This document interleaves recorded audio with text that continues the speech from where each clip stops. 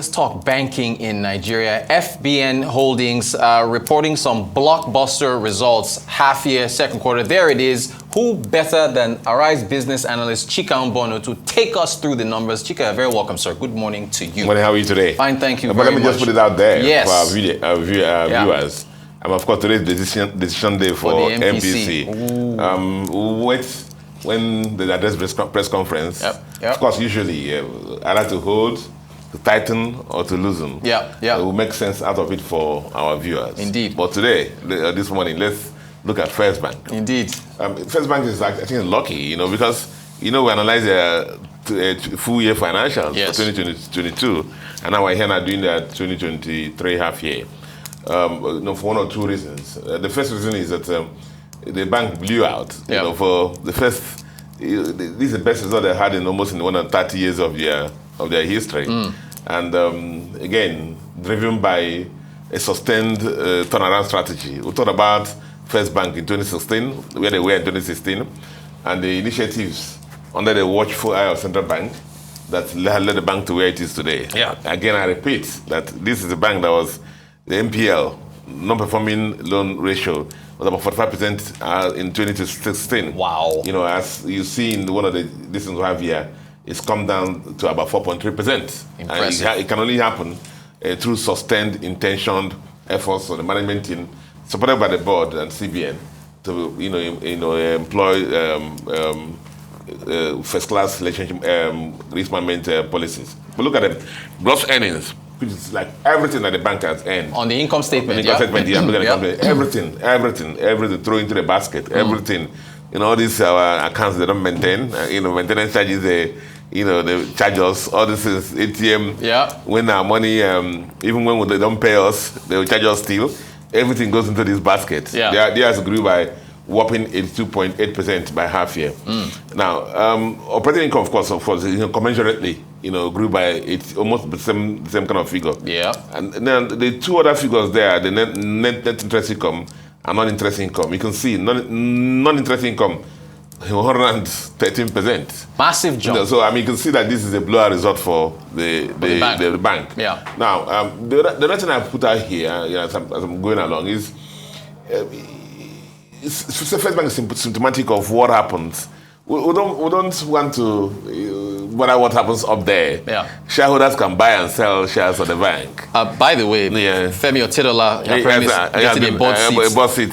There's a motion at the next AGM to make sure that that happen. But the issue is that First Bank is symptomatic of when the board allows management team, competent management team, free hand to run and do their work. You see things like this. One other reason why I wanted to look at this result report is the fact that First Bank is a forerunner to the season that we are in for banks. Do you recall that a lot of banks woke up one day, slept at 465. The next day they woke up at 750 to the dollar. And for some of them, you had an immediate growth in their balance sheet. Multiplied by 750. The differential on that.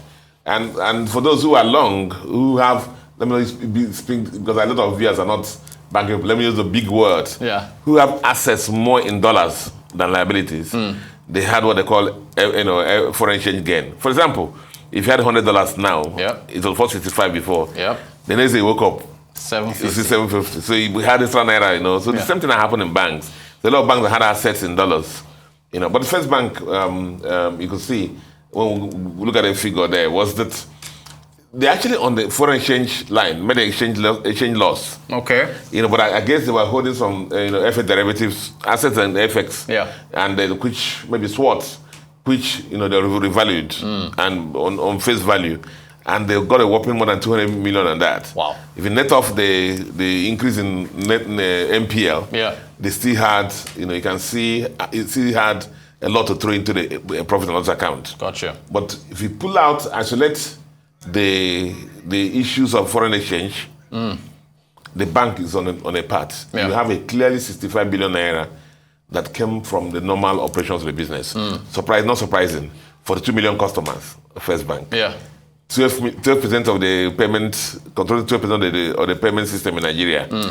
more than 95% of the customers are using their alternative channels, digital channels to do the transactions. More than 22 million customers on the digital channels, using more than 95% of their business through those channels. And you find the deliberate strategy, which the model the bank management of the bank have been running towards sustaining the growth of the bank. Fantastic. And it has surely paid off that. And even when you isolate this, because a lot of the banks are evaluating their balance sheets now, up to 750, and we will not have that opportunity again by year end, because unless the exchange rate only gets to 2,000, so that income, fluke income, will not be there for a lot of them. But unless your business model, like First Bank, is on the right path. Balance sheet. Yeah, we're actually, Chika, we've actually run out of time, unfortunately. But we definitely have to go through a lot of these results that the banks are. It's a fantastic result. Arise business analyst Chika Mbonu. Chika, thank you so much for joining us. Appreciate your time. Thank you.